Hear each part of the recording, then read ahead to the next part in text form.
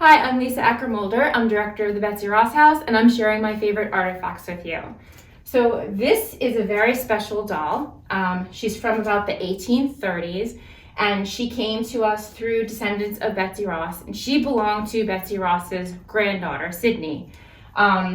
She named her doll Dolly Kaboo. Not sure where that name came from, but we love Dolly Kaboo here at the Betsy Ross House. What makes this doll so special is that she's one of a kind. She was custom made to look like little Sydney.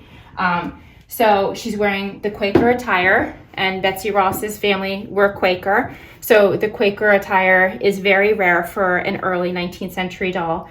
Her blue eyes are also really rare for an early 19th century doll. So that indicates to us that Betsy's granddaughter had the blue eyes and the brown hair just like this doll. So she was custom made to look like her owner.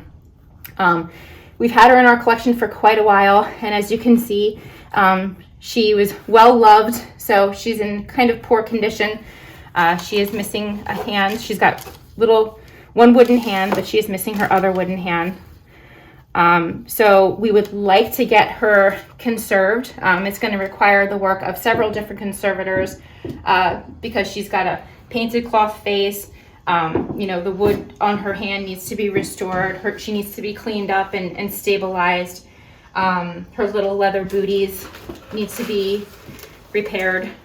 So we are looking for donations to help conserve Dolly Kaboo, and we're asking for the public's help on that. So you're always welcome to send us an email or go directly to our website and give a contribution to help us conserve Dolly Kaboo.